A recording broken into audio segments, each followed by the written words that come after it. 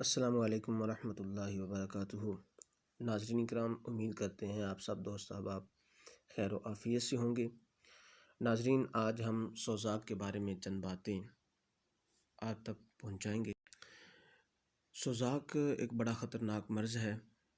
اس مرض میں پیشاب کی نالی میں ورم پڑ جاتے ہیں اور پیشاب کی نالی میں زخم ہو جاتے ہیں، جس سے پیپ یا بدبودار رطوبت بہتی رہتی ہے۔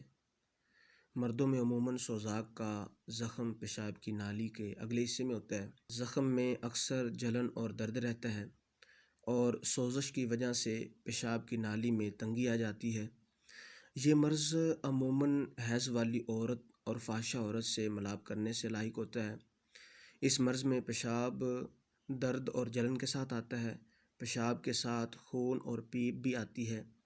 پیشاب قطرہ قطرہ آتا ہے یا کبھی کبھی پیشاب آنا بند ہو جاتا ہے۔ اس کے اسباب یہ ہیں کہ گرم مسالہ جات اور گرم چیزوں کا کثرت سے استعمال کرنا، اور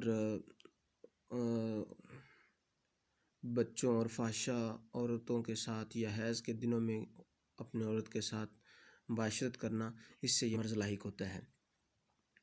اب آتے ہیں اس کے علاج کی طرف۔ علاج اس کا بالکل سادہ ہے، ہر بندے کی پہنچ میں ہے۔ چند چیزیں ہیں، ان کو استعمال کیجیے گا، انشاءاللہ بڑا فائدہ ہوگا۔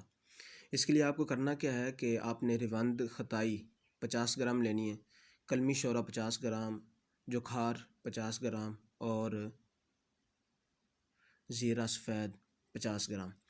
یہ تمام چیزیں آپ نے جو ہے وہ پنسار سے خریدنی ہے، اور اس کے بعد ان کا اچھے طریقے سے سفوف بنا کر 3 ماشا اس کو آپ نے تازہ پانی یا کچی لسی کے ساتھ صبح و شام نہار منہ استعمال کرنا ہے۔